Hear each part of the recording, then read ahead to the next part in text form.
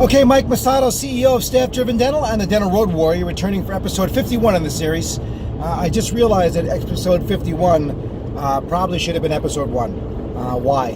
Because today I want to talk about what is a coach. It's one of my foundational things that I go over when I start a program with a client to kind of differentiate coaching and consulting. Well, when you think of traditional consulting, consultants really are people that give you guidance and tell you what to do and show you how to do it, and give you insights into your business on various levels. With coaching, it's a little deeper than that. So I wrote something up a while back, many years back, about what is a coach, which I'm going to try to read and paraphrase for you as I'm driving. Don't freak out, all right? I know people always worry about me when I'm driving, that I am not paying attention to the road, but I actually am.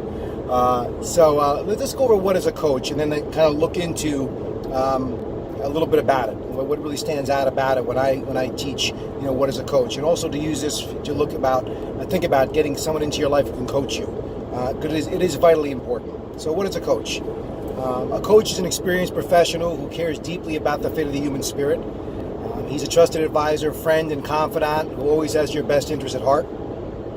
A coach is a mentor who constantly gets you to see yourself as others see you, so you can constantly improve and change. He's committed to your happiness and prosperity in life and shows you how to more quickly and easily attain your personal and professional goals. A coach is always pushing you out of your comfort zone, challenging you and holding you accountable to specific measurable results. He keeps you on track and overcoming obstacles in life, directing and keeping your attention in the right place at the right time. He helps you take an undistorted, rational look at what's stopping you and gets it handled. And not only does a coach teach you new things, but he's there to remind you of what is tried and true that you may have forgotten or overlooked. A coach may be your equal, or you may in fact possess raw talent and natural ability far superior to your coach. However, because a coach has concentrated his power in a particular area for years, he can constantly teach you new strategies, new techniques, and new information that can instantly bring your game to a higher level. And work, like life, is a game, and to win the game, everyone needs a coach. All right, so there's a lot to unpack there. There's a lot of great insights in this whole thing. First of all, if you're going to coach somebody, you better have people's best interests at heart. You better care deeply about people and want them to be better. You got to care about the human condition. It's not just about making people more money. It's a lot more to it than that in life. So when I coach or have my coaches coach, we have people's lives that we're dealing with here. People's practices is part of their lives. Your business is part of your life.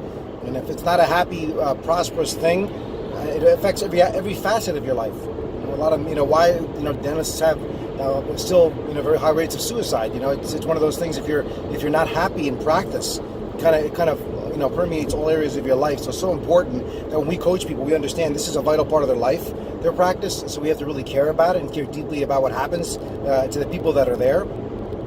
And since people spend 3/4 of their life in work, it's a lot of work. A lot of time, it better be happy, all right? So that's really important.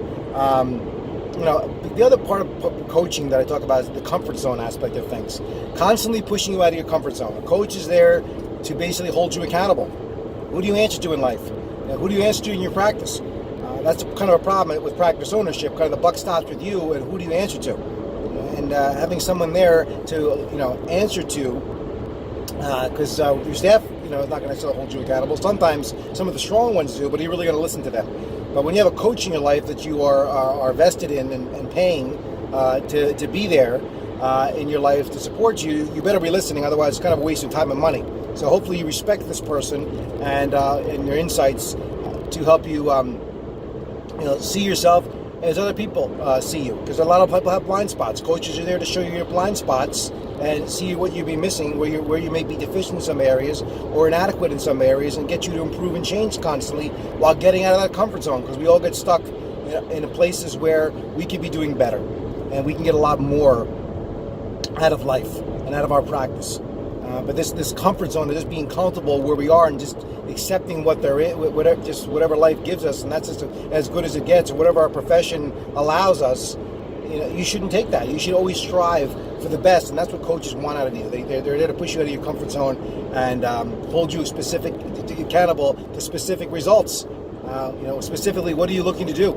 You give your coach your goals and say, hey, I want to get there. And the coaches fill that gap. The gap is from where you are to where you want to be. And what's in that gap? Training, development, insights, revelations, observations, realizations, all these great things that coaching does.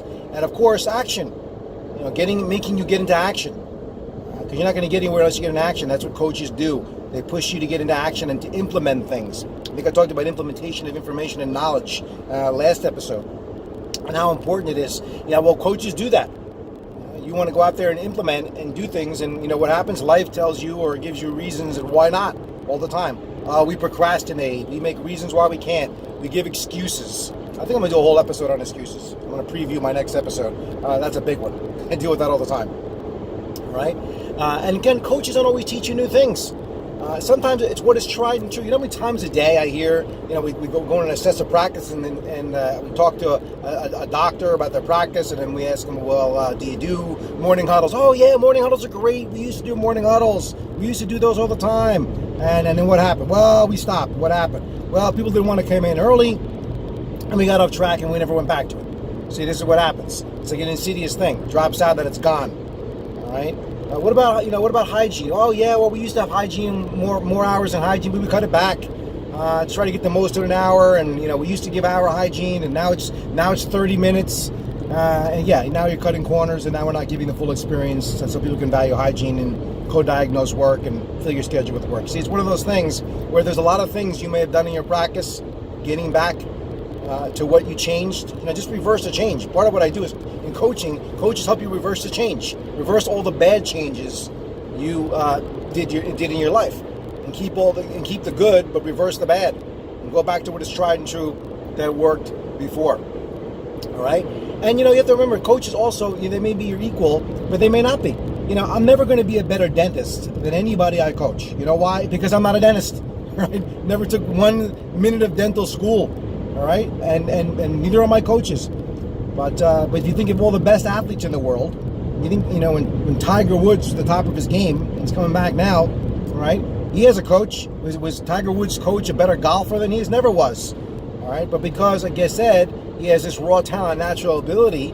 He can, and concentrated his particular power in an area for years, looking and observing people from the outside looking in. You can coach you. All right, so there are a lot of things that I can teach doctors, that I can teach staff, like my coaches do as well. All right, doesn't mean we have to be better than everybody else in every single in the world. All coaches aren't like that. All right, so as I said, keep in mind when you're looking for coaches, a coach doesn't have to necessarily be, I only want to be coached by a doctor that was successful in practice for 50 years. I mean, come on. There's a lot more to it than that, than the experience of working in a practice. I know a lot of people that work in practice that do a lot of things. Doesn't mean they're right. Doesn't mean that it's the right way to go for everybody. Right? So like I said, it is a very specific skill set to be able to coach people effectively. All right? And, one of the things I really talk about is and the final thing is that it's a game. Work, like life, is a game. And the game has rules. It has obstacles to overcome. And things in the way. There's players in the game, and all these different facets of the game. There's opponents in the game. This is all part of any game. The goal of the game is to win. Coaches are there to help you win the game of practice and the game of life. And everyone needs somebody to help coach you in life at some point or another. We've all utilized some kind of coaching support at different parts in our life. You want to call it therapy, so be it. But at the end of the day, having another human being on the outside looking in that can take an understood, rational look at what's stopping you and help you overcome it, and have you say, take a look at this. Problems often need distance. You know what I mean? You're sitting in a problem. Sometimes you really can't see what it is, and have a coach standing outside and say, take a look at this. Put your attention on this. This is what you need to look at about yourself, about your practice, about your life, about the people around you. That's what coaches do. That's what coaches do. All right. So there's a lot of power to having a coach in your life. All right. And again, I consider myself someone who spent 30 years of my life helping others and coaching them in one degree or another. And this is why I do what I do. This is what motivates me every day. Why I keep doing this series to kind of maybe bring some insights to people. A little video coaching from time to time. I said from the road. So I hope you are enjoying watching these and getting some insights. And this is your little bit of coaching on what is a coach this time around. So please share these videos if you're enjoying watching them. And I will be back with episode 52 before you know it. Thanks.